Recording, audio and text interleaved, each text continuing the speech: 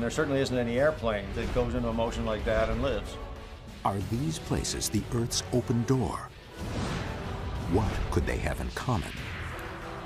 According to a new theory, a lot more than you think. There is a direct correlation between the UFO sightings and the location of these chambers. This is case number 80103, Vortexes.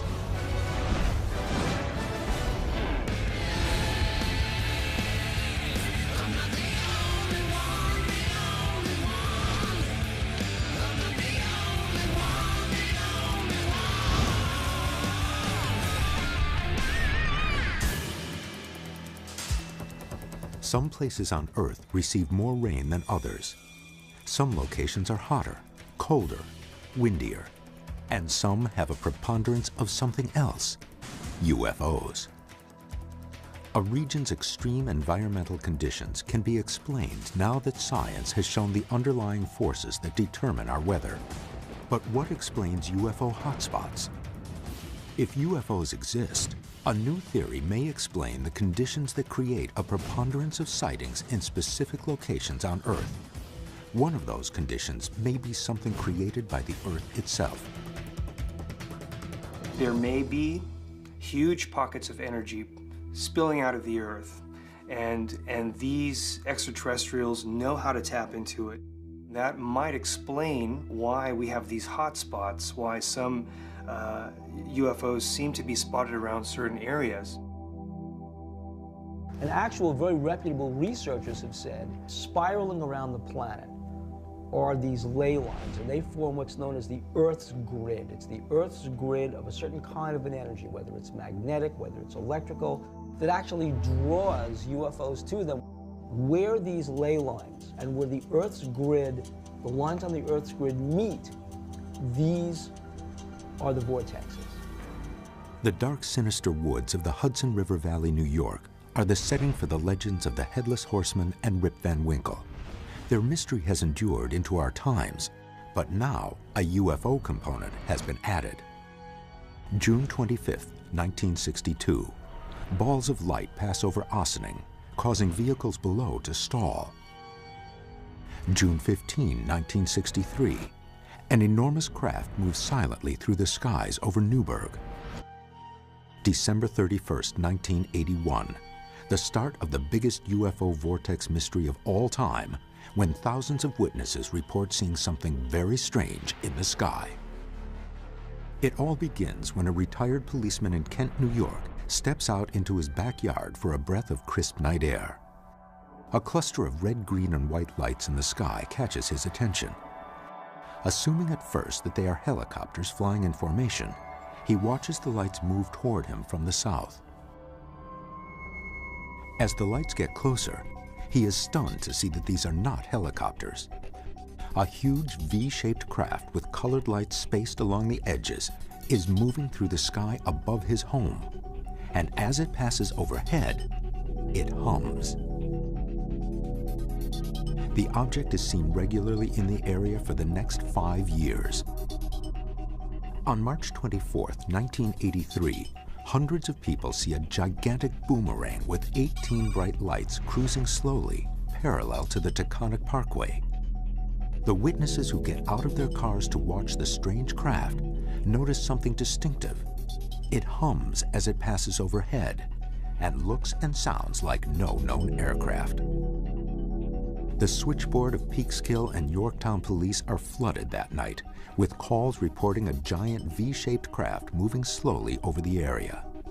Sightings continued regularly for the next 5 years.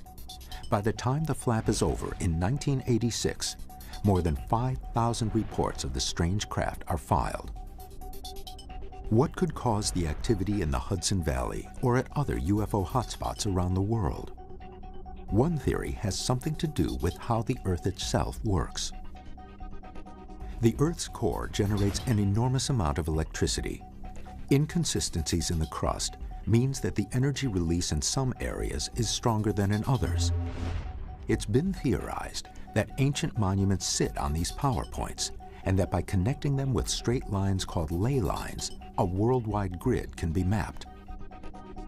Before the team takes their investigation to the Hudson River Valley, Stonehenge, and Sedona, Arizona, they visit the laboratory of experiments producer John Tyndall.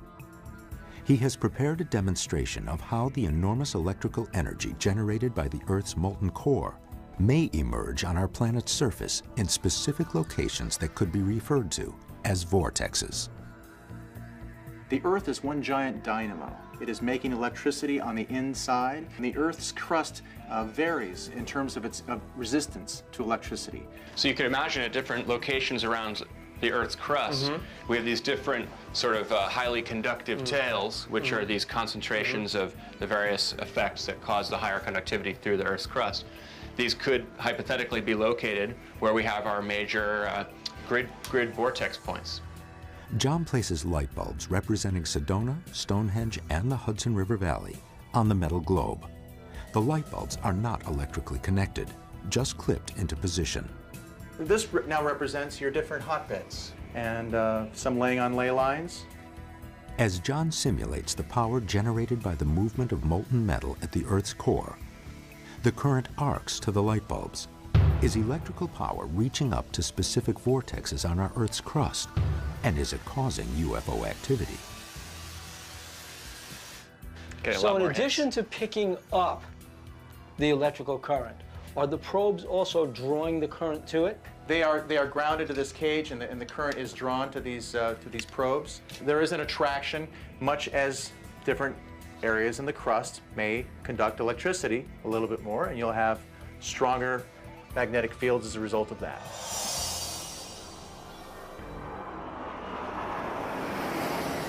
To investigate the characteristics UFO hotspots seem to have in common around the world, the team first travels to the Hudson River Valley. We're here in the Hudson Valley, and we're investigating the Earth's grid. Hudson Valley in New York is a spot where lines of energy meet and form a vortex. The memory of what happened here is still fresh to thousands of witnesses. Now, a theory involving the world grid could provide a clue as to why this is a vortex. The theory links all UFO hotspots with 4 defining characteristics. 1. The area is considered sacred or hallowed and is frequently marked with ancient monuments or shrines. 2. There is a detectable energy field in the area that differs from the surrounding countryside. 3. There is a history of ongoing and regular UFO sightings or other anomalous experiences. And 4. There is always a military presence nearby. Pine Bush, New York is about 65 miles north of New York City. Dr. Bruce Cornett is a PhD in geology who has been photographing and documenting strange aircraft in the skies here for over 16 years. Dr. Cornett's research leads him to believe the focal point for the phenomena is the Beth Hillel Cemetery on Route 52, approximately 3.5 miles southeast of Pine Bush. The area is believed to periodically generate magnetic pulses strong enough to cause airplane instruments to fail. Is this site a vortex, and is it responsible for the area's anomalous activity? And it's this area where I got my start back in 1992. Discovered that this was an area of interest right in my own backyard. How did you associate the possibility of increased magnetic readings or anomalous magnetic readings with the presence of UFOs? This is a map that I generated from 1,800 stations of data that shows the geology of the region. And if you notice running up the center of it, there are a lot of these strange oval anomalies. Right, I see that. And when you plot the activity in the valley, in these yellow circles, numbered, are all corresponding to these magnetic anomalies. The charts seem to show a direct correlation between areas of high magnetism and the appearance of strange lights and objects in the sky, including the many sightings of the 1981 to 1986 flap.